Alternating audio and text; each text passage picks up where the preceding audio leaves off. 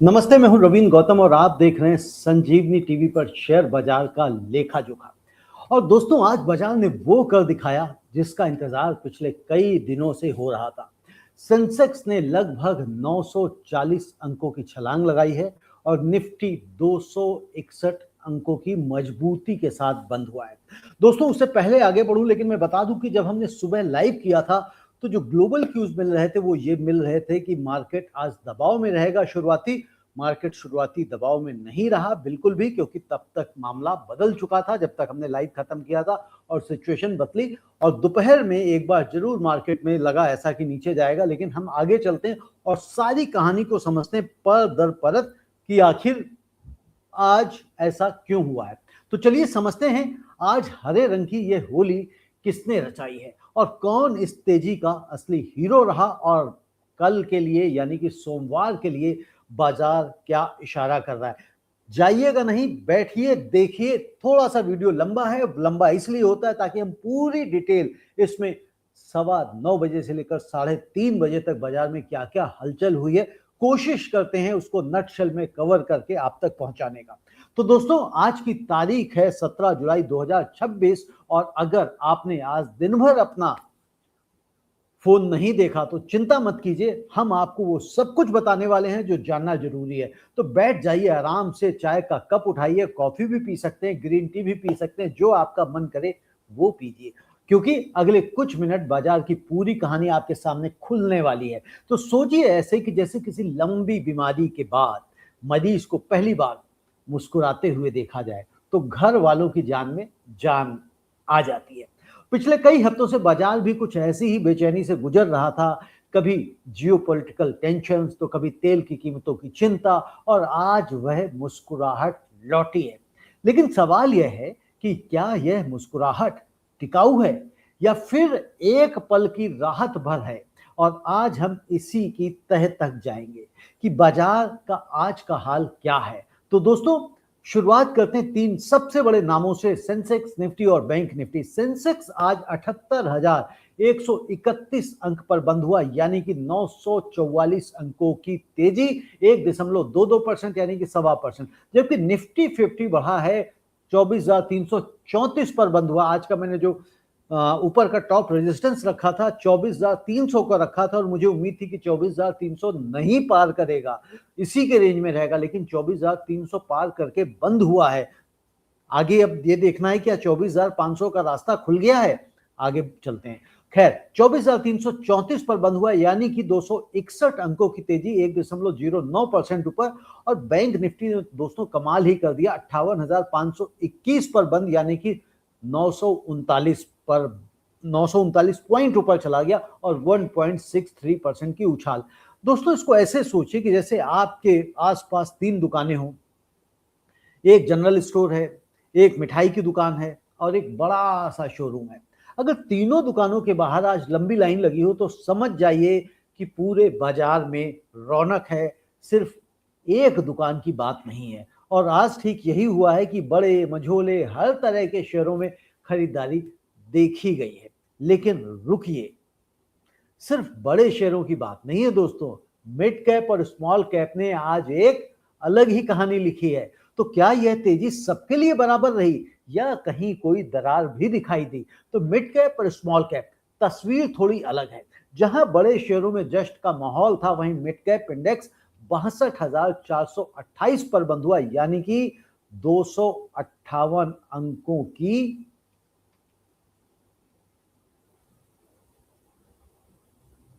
बल्कि इसको कहें 258 नहीं, 0.4% की गिरावट कह सकते हैं इसको, ठीक है ना।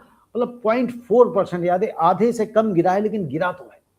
तो 0.4% की गिरावट रही। जबकि स्मॉल कैप जो है 19,296 पर बंद हुआ है और ये 0.21% नीचे रहा।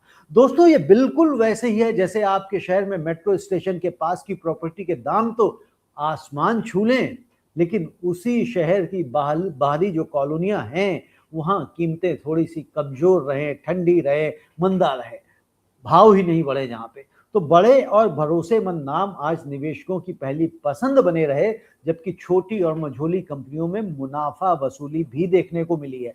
और इस फर्क को समझना जरूरी है, क्योंकि बहुत बार जब हेडलाइन में लिखा आता है कि सेंसेक्स 900 अंक ऊपर, तो कई निवेशक सोचते हैं कि उनका हर शेयर भी हरे निशान में होगा। लेकिन अगर आपके पोर्टफोलियो में मिड कैप या फिर स्मॉल कैप कंपनियां ज्यादा हैं, तो हो सकता है कि आज आपका पोर्टफोलियो उतना नहीं चमका हो जितना इंडेक्स की हेडलाइन बता रही है। और यही वजह है कि सिर्फ इंडेक्स नहीं, अपनी होल्डिंग्स को अलग से जांचना जरूरी रहता है। तो सेक्टर्स की चाल देखते हैं कि किसने चमकाया और किसने डुबोया, क्योंकि ये सबसे जरूरी है। और बात करते हैं सेक्टर्स की, तो क्योंकि यहीं पर असली कहानी छिपी होती है, और असली कहानी एक जगह और छिपी होती है। अब आप लोग अगर हमारे रेगुलर दर्शक बन गए हैं, तो आप बताइए लिख कर कि कहाँ छिपी होती है। हम आगे तो बताएंगे ही, रिवील करेंगे। खैर, आईटी सेक्टर दोस्तों आज सबसे बड़ा चमकता सितारा रहा। 1.75%, 2% मजबूत छलांग। और इसकी सबसे बड़ी वजह रही टीसीएस, एचसीएल टेक, इन्फोसिस और टेक महिंद्रा जैसी कंपनियों के क्वार्टरली रिजल्ट्स, जिन्होंने बाजार की उम्मीदों से बेहतर प्रदर्शन दिखाया। और प्राइवेट बैंक भी पीछे नहीं रहे, 2.12% ऊपर। और ऑटो सेक्टर ने भी 1.24% की बढ़त दर्ज करी, जबकि रियल्टी सेक्टर 1.38% ऊपर रहा। और एफएमसीजी की बात करूं तो 0.7% की मामूली बढ़त इसने भी दिखाई है।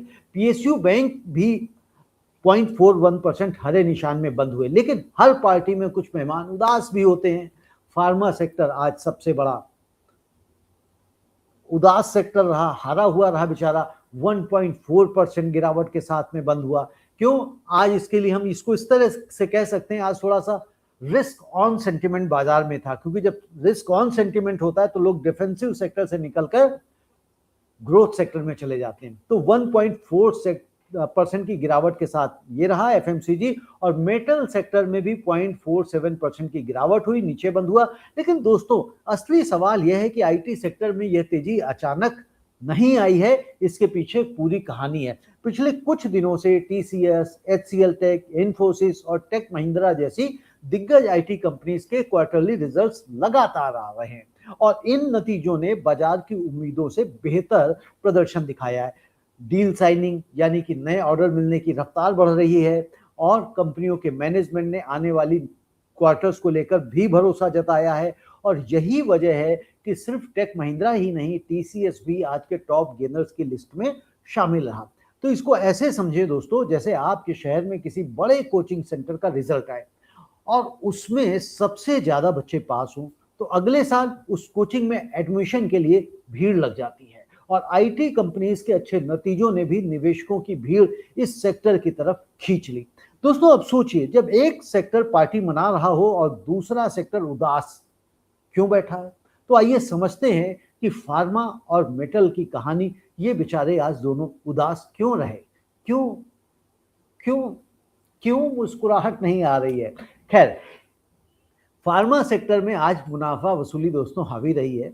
बहुत प्रॉफिट बुकिंग की गई है, क्योंकि पिछले कुछ हफ्तों में इस सेक्टर ने अच्छी खासी तेजी दिखाई थी। और अब निवेशक कुछ मुनाफा घर ले जाना चाहते हैं, और इसको ही दोस्तों हम प्रॉफिट बुकिंग कहते हैं, इसको ही हम मुनाफा वसूली कहते हैं। यानी जब शेयर बढ़ जाए तो कुछ निवेशक बेचकर पैसा निकाल लेते हैं। और मेटल सेक्टर में गिरावट की एक वजह ग्लोबल डिमांड को लेकर सतर्कता भी है, कॉशियसनेस भी है, जिसका असर मेटल से जुड़ी कंपनियों पर देखा जा सकता है। यह वैसा ही है जैसे किसी शादी समारोह में एक तरफ डांस फ्लोर पर धूम मची है, तो दूसरी तरफ कुछ मेहमान कोने में बैठकर खाना खा रहे हो।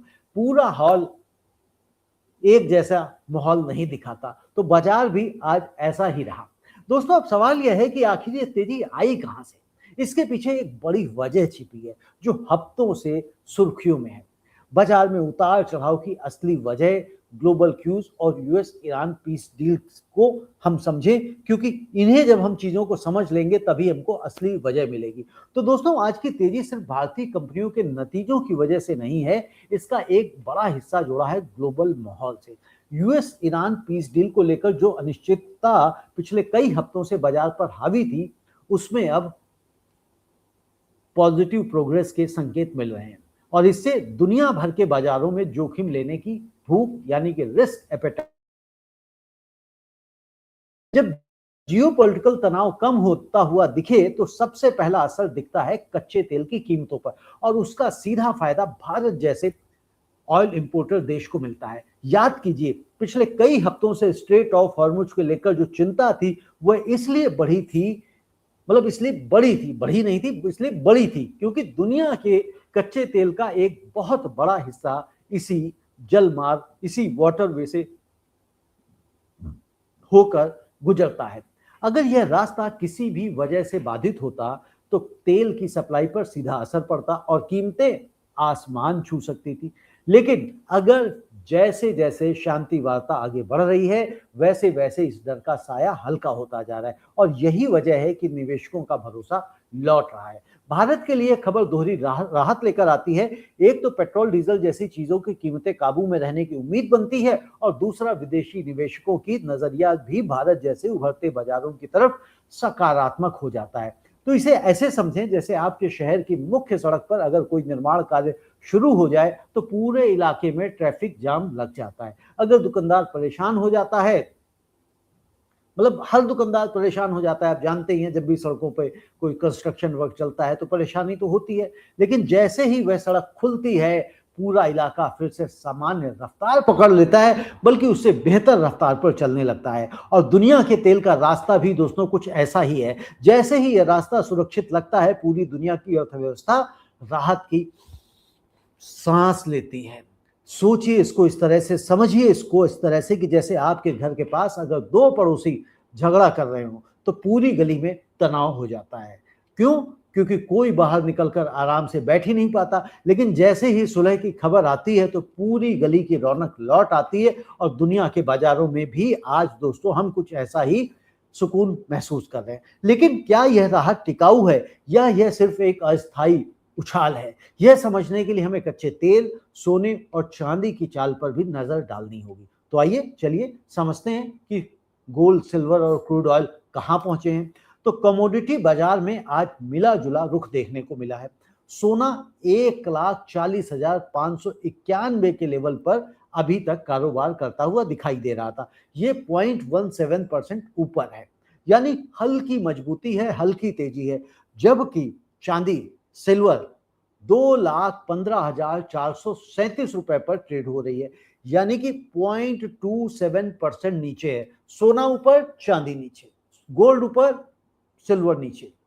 गलत बोल रहा हूं क्या? हाँ, इसको ऐसे बोलना चाहिए, सोना ऊपर, चांदी नीचे, गोल्ड अप, सिल्वर डाउन। हाँ, इंग्लिश के साथ इंग्लिश ही रखना चाहिए ना, ऐसे नहीं करना चाहिए। खैर चलिए आगे बढ़ते हैं और दोस्तों बात करते हैं कच्चे तेल की। यही वो कमोडिटी है जो आज की पूरी कहानी का केंद्र है। WTI क्रूड $80.64 पर बैरल पर आ गया, यानी कि 1.69% की बढ़त के साथ में। ठीक है ना, 1.69 बढ़ा है, 2.14% की बढ़त है ये कल से अगर हम देखें। जबकि ब्रेंट क्रूड जो है ना $85.77 पर टहल रहा है। ये आप देखें, जो ब्रेंट क्रूड है 84 से $86 के बीच में बना हुआ है, और यही कारण है, यही स्थिरता बता रही है कि मार्केट अभी एक जगह पर टिका हुआ है। दोस्तों जो ब्रेंट क्रूड की ये जो स्थायित्व है ये मार्केट को थोड़ा सा कुछ सोचने पे मजबूर कर रही है, क्योंकि ये अगर 90 की तरफ बढ़ता हुआ दिखाई दे या फिर 80 की तरफ घटता हुआ दिखाई दे तो फिर मार्केट में एक हम डिसिसिव एक्शन या डायरेक्शन देखेंगे। दोस्तों आप सोचेंगे कि तेल की कीमत बढ़ रही है फिर भी बाजार में तेजी क्यों है? क्योंकि अगर हम $80 पे पहुंच गए थे, $72 पे पहुंच गए थे, कितना हम पहुंचे थे पिछले हफ्ते? हाँ, 72-73 डॉलर पर बैरल पर हम पहुंच गए थे, ठीक है ना, जून में। और चार, मतलब मैंने लास्ट टाइम आपको बताया था कि पिछले 4 हफ्तों की सबसे बड़ी तेजी बन गई थी। लेकिन आज की बात करें कि भाई बाजार में तेजी क्यों आई है? अगर तेल घटना चाहिए, भाई कल भी तो 84-85 डॉलर था, $86 था, और आज भी वही चल रहा है। तो दोस्तों इसका जवाब जैसा मैंने बताया ना, इसका जवाब क्या है? इसका जवाब है भरोसा। भरोसा किस बात का है? कि भाई निवेशकों को भरोसा है कि यह उछाल अब अस्थायी है, और शांति समझौते के आगे बढ़ने पर तेल की कीमतें स्थिर हो जाएंगी। क्योंकि ट्रंप ने कहा है, घोषणा करी है कि भैया बहरीन को बोलो टेबल की मेज पे आए, टेबल की मेज पे नहीं आए यार, बातचीत की टेबल पर आए। क्या बात करते हैं, बात करते करते देखिए आप क्या निकल जाता है, टेबल की मेज पर आए, बातचीत की टेबल पर आए, बातचीत की मेज पर आए, टेबल इंग्लिश वर्ड है, मेज हिंदी वर्ड है। तो कई बार जब आप बात करते हैं तो ऐसा हो जाता है, जिसमें परेशान होने की जरूरत नहीं है। कुछ भी बातें, इतनी लंबी बात करते हैं, इतनी लंबी स्क्रिप्ट बोलते हैं, कहते हैं, पूरा डिटेल में समझाते हैं, तो थोड़ा बहुत तो 19-20 चलता है। वैसे चलता नहीं है, ये गलत है, लेकिन फिर भी अगर कहीं गलती हो जाए तो मैं समझता हूँ उसको पॉइंट आउट कर लेना चाहिए, ताकि कोई दूसरा व्यक्ति पॉइंट आउट करे। खैर दोस्तों, यहाँ एक और आम आदमी को गलतफहमी हो सकती है, उसको हमें दूर करनी चाहिए। गलतफहमी बाजार के बारे में कर रहा हूँ, अब तो हमने जो बात करनी थी कर ली। गलतफहमी क्या है कि बहुत से नए निवेशक सोचते हैं कि सोना, चांदी और कच्चा तेल एक ही तरह की चीजें हैं, यानी सब कहते हैं ना, कई बार कहते थे कमोडिटी है, मेटल है, लेकिन ऐसा है नहीं, आप जानते ही हैं। क्योंकि सोना और चांदी कीमती धातुएं जरूर हैं, मगर कच्चा तेल एक ऊर्जा कमोडिटी है जिसका व्यवहार बिल्कुल अलग होता है। सोना अक्सर तब चमकता है जब बाजार में डर हो, जबकि कच्चे तेल की कीमत सीधे सीधे सप्लाई और डिमांड से जुड़ी होती है। यह ऐसे है जैसे बारिश से पहले हल्की गरज सुनाई देती है, लेकिन आप जानते हैं कि जब गरज तूफान की नहीं होती है, बस मौसम बदलने की है। और कच्चे तेल का हल्का उछाल भी बाजार को डरा नहीं पाया है, क्योंकि निवेशकों की नजर आगे की तस्वीर पर टिकी है। डराया था उसने, जितना डराया था, जितना कॉशियस होना था, लोग हो गए थे, लेकिन फिर वापस आ गए कि उनको लग गया है कि भैया यूएस और ईरान जो है ना, ये तो करते रहते हैं कुछ ना कुछ, हम क्यों देखें, हम तो अपना भारतीय बाजार देखते हैं कि हमारा बाजार कितना मजबूत है। तो जो क्वार्टरली रिजल्ट आ रहे हैं, तो उसका तो देखिए आपको मार्केट में तेजी तो दिखाई देगी। और ये हमने पहले भी कहा था कि जब ये शुरू हुआ था, लास्ट वीक कहा था कि भाई क्वार्टरली रिजल्ट्स आ रहे हैं और इस समय बाजार में मजबूती होनी चाहिए, एफआईआई इसको लौटना चाहिए। और ऐसे में ये वॉर छिड़ गई है, एस्केलेट हुई है, लेकिन ये जैसे पहले भी कई बार हो चुका है, शांति हो जाती है, तो इस बार भी हो सकता है। खैर, अब बात करते हैं कि आज के सबसे बड़े कमाने वाले और सबसे बड़े गंवाने वाले कौन रहा है निफ्टी का टॉप गेनर्स और टॉप लूजर्स, यानी कि 5 गेनर्स और 5 लूजर्स। तो दोस्तों, आज निफ्टी में सबसे ज्यादा चमके हैं टेक महिंद्रा, जो 3.96% ऊपर रहा और 1570 पर बंद हुआ। और इसके बाद कोटक बैंक रहा 3.77% की बढ़त के साथ में 391 रुपए पर बंद हुआ। जियो फाइनेंशियल सर्विसेज 2.99% की छलांग लगाई है, 243 पर बंद हुआ। टीसीएस 2.95% ऊपर रहा है, 2266 पर बंद हुआ है। और आईसीआईसीआई बैंक ने 2.52% की मजबूत तेजी दिखाई है और 1454 पर बंद। और दूसरी तरफ आज सबसे ज्यादा दबाव में रहे हैं हिंडाल्को, जो 1.49% फिसल गए, 945 पर बंद हुए। डॉक्टर रेड्डीज 1.15% फिसल गए, 1210 पर बंद हुए। विप्रो भी गिर गया, 1.04% गिरा और 176 पर बंद हुआ। सन फार्मा 0.83% नीचे रहा और 1934 रुपए पर बंद हुआ। और अपोलो हॉस्पिटल 0.77% फिसल कर 8,820 पर बंद हुआ। जी हाँ, 8820 पर बंद हुआ है। दोस्तों, ये बिल्कुल वैसा ही जैसे किसी क्रिकेट मैच में एक टीम के कुछ खिलाड़ी शतक जड़ें तो दूसरी तरफ कुछ बल्लेबाज जल्दी आउट हो जाए। स्कोर बोर्ड कुल मिलाकर अच्छा दिखाई दे, लेकिन हर खिलाड़ी की कहानी अलग होती है। तो ध्यान दीजिए, आज के गेनर्स की लिस्ट में बैंकिंग और आईटी दोनों के नाम शामिल हैं। Kotak bank, ICICI bank, TCS और टेक महिंद्रा। और यह इस बात की पुष्टि करता है कि आज की तेजी सिर्फ एक सेक्टर तक सीमित नहीं थी, बल्कि 2 मजबूत सेक्टर्स ने मिलकर बाजार को ऊपर खींचा है। वहीं लूजर्स की लिस्ट में हिंडाल्को और डॉक्टर रेड्डीज जैसे नाम बताते हैं कि मेटल और फार्मा सेक्टर में निवेशकों का हाथ थोड़ा सा हल्का रहा है। अब दोस्तों, बढ़ते हैं अगले सेगमेंट की तरफ, जिसका नाम है एडवांस डिक्लाइन रेशियो, जो बाजार की सच्चाई बताता है। तो दोस्तों, अब यहां थोड़ा सा आप ध्यान दीजिए, क्योंकि यह आंकड़ा अक्सर छुप जाता है। क्यों? क्योंकि आज एडवांस डिक्लाइन रेशियो में 1314 शेयर बढ़त में रहे, एडवांस में रहे, जबकि 2005 शेयर गिरावट में रहे, डिक्लाइन में रहे। और 100 शेयर यानी कि 100, डायल 100 मत समझिएगा, 100 शेयर आज बिना किसी बदलाव के बंद हो गए।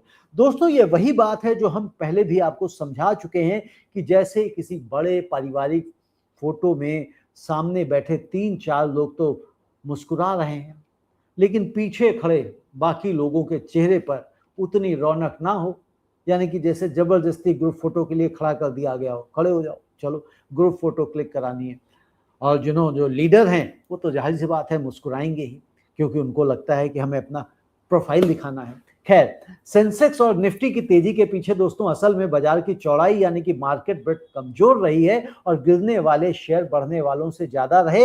इसलिए सिर्फ इंडेक्स देखकर पूरी तस्वीर मत मानिए, नीचे झांकना भी जरूरी है। यह आंकड़ा दोस्तों दरअसल एक तरह की चेतावनी भी है। जब बड़े इंडेक्स ऊपर हो लेकिन ज्यादातर शेयर नीचे हो तो इसे नैरो रैली कहा जाता है, यानी तेजी का दायरा सकरा है, चौड़ा नहीं है। ब्रेड्थ चौड़ी नहीं है, ब्रेड्थ का मतलब ही चौड़ी होती है और ब्रेड्थ कमजोर है। तो ऐसे में अनुभवी निवेशक, एक्सपीरियंस इन्वेस्टर्स थोड़े सतर्क हो जाते हैं, क्योंकि अगर वही चुनिंदा बड़े शेयर कल कमजोर पड़े तो फिर क्या होगा, तो पूरा का पूरा इंडेक्स भी लड़खड़ा सकता है। तो फिर सवाल उठता है कि कल यानी कि सोमवार को बाजार किस दिशा में जाएगा, क्या यह तेजी आगे भी जारी रहेगी या हमें सतर्क रहना चाहिए। तो दोस्तों कल के बाजार के लिए अपनी स्ट्रेटेजी, फैक्टर्स और सपोर्ट लेवल, रेजिस्टेंस लेवल देख लीजिए। तो कल के बाजार को समझने के लिए 3 बातों पर आपको नजर रखनी चाहिए। पहला, यूएस ईरान पीस डील से जुड़ी खबरों की दिशा क्या कहती है, क्योंकि यही आज की तेजी की जड़ है। और दूसरा, कच्चे तेल की चाल, क्योंकि अगर तेल फिर से भड़का तो निवेशकों का मूड बिगड़ सकता है। और तीसरा, आगे आने वाली और कंपनियों के तिमाही नतीजे, खासकर आईटी और बैंकिंग सेक्टर से। दोस्तों बात करते हैं लेवल्स की, क्योंकि आपको लेवल्स भी तो जानने हैं कि सपोर्ट लेवल क्या है, रेजिस्टेंस लेवल क्या है, तो उनको भी जान लेते हैं। तो माफ कीजिएगा, कुछ नेचुरल कॉल्स बीच में डिस्टर्ब करती हैं, तो उनको भी थोड़ा सा मौका देना चाहिए।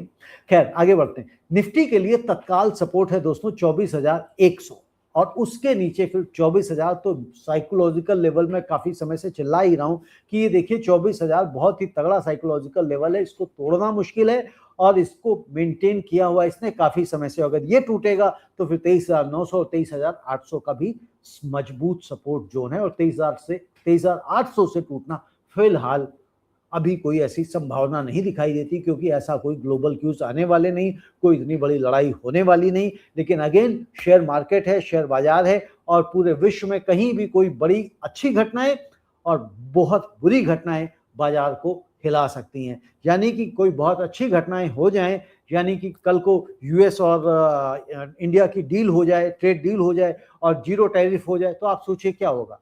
भाई साहब रॉकेट बन जाएगा, 26,000 के पार होगी निफ्टी।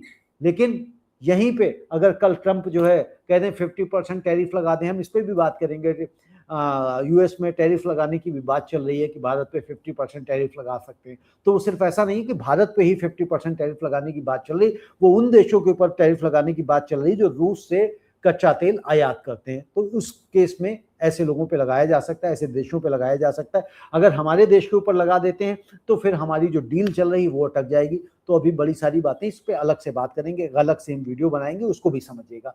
तो दोस्तों हम देखते हैं कि रेजिस्टेंस क्या है। तो ऊपर की तरफ 24,500 पर रेजिस्टेंस है और उसके बाद फिर 24,700, यानी कि 24,500 का रास्ता आज खुल गया है, बशर्ते कि कल और परसों सब ठीक रहे तो फिर हम उसके बाद आगे मार्केट को बढ़ता हुआ देखेंगे, और नहीं तो प्रॉफिट बुकिंग भी आ सकती है। तो ये सब अब कल और परसों में तय होगा। लेकिन फिलहाल अभी के हालात देखते हुए मैंने आपको सपोर्ट और रेजिस्टेंस लेवल दे दिए हैं। बैंक निफ्टी की बात करूं तो 58,000 इस वक्त सपोर्ट हो गया है और उसके नीचे 57,500 रेजिस्टेंस है और फिर 57,500 है उसके नीचे, और ऊपर हम बात करें रेजिस्टेंस की तो 59,000 और 59,500। जबकि सेंसेक्स का जो सपोर्ट है 77,700 और रेजिस्टेंस है 78,500 और उसके ऊपर 79,000। दोस्तों अब स्ट्रेटेजी की बात करें तो जो निवेशक नए हैं उनके लिए सबसे बेहतर रणनीति है कि जल्दबाजी में कोई भी बड़ा फैसला अपना लें। अगर बाजार बताए गए सपोर्ट लेवल्स के आसपास टिकता है तो ये भरोसे का संकेत है, लेकिन अगर ये लेवल टूटते हैं तो फिर आपको सतर्क रहने की जरूरत है। जो निवेशक पहले से निवेशित हैं, इन्वेस्टेड हैं, उनके लिए सलाह यही है कि अच्छी कंपनियों में बने रहें, फंडामेंटली मजबूत कंपनियों में रहें और सिर्फ एक दिन की हलचल देखकर घबराएं नहीं। और जो लोग नई खरीदारी सोच रहे हैं उनके लिए बेहतर है कि गिरावट में थोड़ा थोड़ा करके निवेश करें, यानी कि बाई ऑन डिप्स की रणनीति अपनानी चाहिए, ना कि एक ही दिन में पूरा पैसा लगा दें। दोस्तों, इन लेवल्स को ऐसे समझ लीजिए कि जैसे किसी पहाड़ी रास्ते पर चढ़ते वक्त ना कुछ जगहों पर रुक कर सांस लेनी पड़ती, सांस फूल जाती जल्दी से, और कुछ जगहों पर फिसलने का डर भी रहता है। तो सपोर्ट वो जगह है जहां गिरावट थमने की उम्मीद रहती है, यानी कि अगर आप फिसलेंगे तो इस वाली पहाड़ी पे अटक जाएंगे, इस वाली पहाड़ी पे अटक जाएंगे, यहां से गिरे तो यहां चले जाएंगे, या फिर बिल्कुल खाई में जाएंगे। ठीक है, तो बिल्कुल खाई में जाने वाली मार्केट के फिलहाल तो हालात है नहीं हमारे बाजार के। और रेजिस्टेंस की जो बात हम कर रहे हैं, तो रेजिस्टेंस वो जगह होती जहां तेजी को रोकने की कोशिश होती है। लेकिन एक सवाल अभी भी दोस्तों बाकी है, क्या यह तेजी सच में टिकाऊ है, या यह सिर्फ एक दिन का जोश है?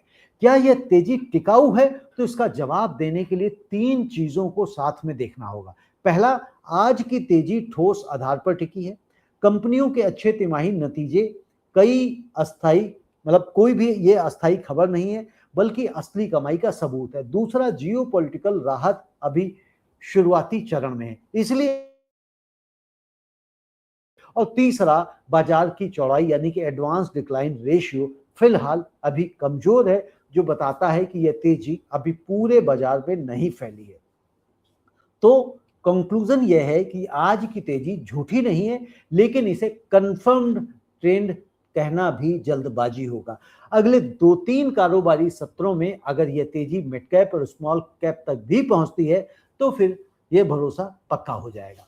ये बिल्कुल ठीक वैसे ही जैसे बारिश के बाद पहली धूप निकले, और एक दिन की धूप देखकर यह नहीं कहा जा सकता कि मौसम पूरी तरह से बदल गया है, चलो भैया अब पापड़ जो है और चिप्स छत पे सुखा दो। अब तो खैर मेट्रोज में पापड़ और चिप्स का कल्चर सुखाने का चला गया है, लेकिन अगर छोटे शहरों में, गांवों में अभी भी पापड़ चिप्स छतों पे सुखाए जाते हैं। खैर, बचपन के दिन याद आ गए। मम्मी बड़ी काम कराती थी मुझसे, पापड़ सुखाने का काम दे देती थी, और होली के दौरान पापड़ और चिप्स में लगे रहते थे, 15-15 20-20 दिन। तो खैर जमाने चले गए। आज के बच्चों को तो हमारे पता भी नहीं पापड़ बनते कैसे, चिप्स बनते कैसे हैं। आप में से अगर किसी की मम्मी ने आपको काम पे लगाया हो तो कमेंट में हमें बताइएगा। खैर दोस्तों, आगे एक चीज मैं रिक्वेस्ट करना भूल गया हूं कि आप हमारे संजीवनी टीवी चैनल को सब्सक्राइब कर लें। यदि अभी तक आपने सब्सक्राइब नहीं किया है, वीडियो को लाइक कर लें, और हो सके तो संजीवनी टीवी की मेंबरशिप भी जरूर लें।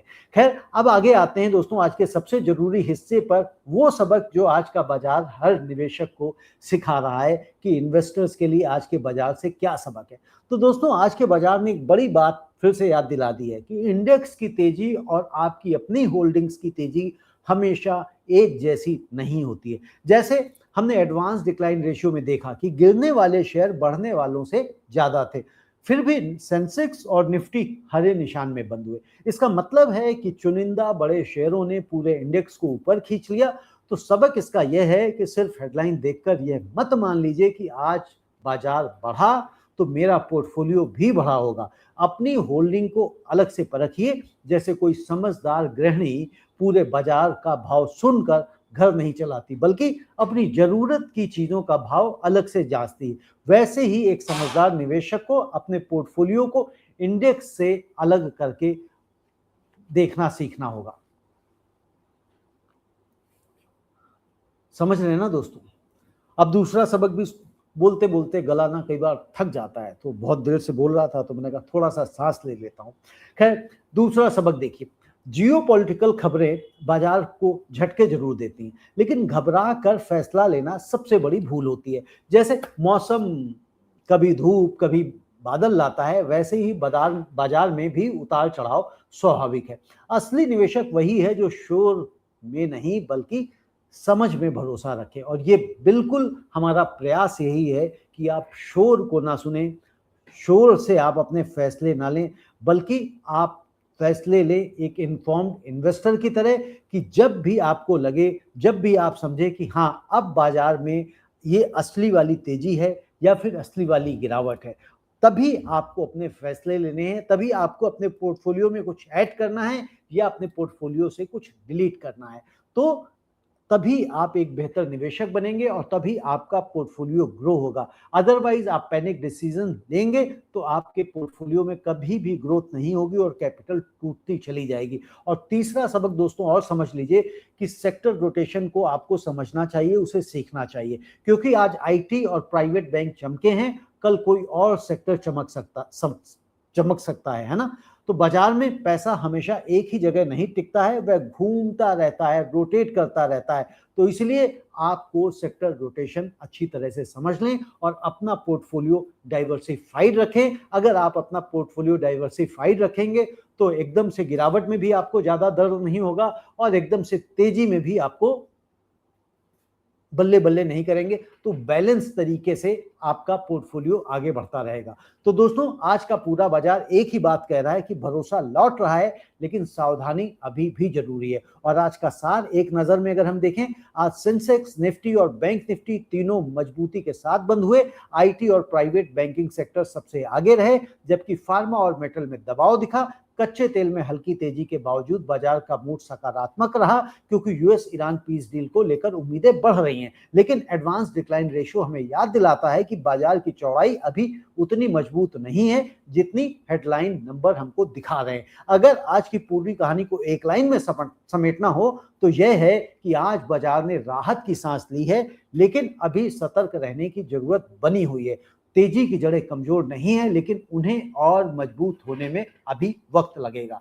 तो दोस्तों वक्त लगेगा और आप अपने पोर्टफोलियो को ठीक से डाइवर्सिफाइड पोर्टफोलियो बनाते रहें, क्योंकि अगर आप अपने पोर्टफोलियो को डाइवर्सिफाइड बनाएंगे, उसको बेहतर तरीके से आकलन करेंगे, तो आप हमेशा जीतते रहेंगे। और कैपिटल को बचाने पर हमेशा ध्यान दीजिए। ऑप्शन ट्रेडिंग से दूर भागिए, क्योंकि ऑप्शन ट्रेडिंग में आपके पैसे का नुकसान होना तय है। ये मैं नहीं कहता हूं, ये सेबी कहती है, सेबी की रिपोर्ट कहती है। सेबी कहती है 90% से ज्यादा रिटेल इन्वेस्टर्स अपनी कैपिटल खो देते हैं और वो रकम जो है वो 1 लाख करोड़ रुपए से अधिक है। तो सोचिए 1 लाख करोड़ रुपए जो आपने खोए हैं वो किसकी जेब में गए हैं, ये आपको ध्यान देना है। आप सभी का बहुत बहुत धन्यवाद। नमस्ते।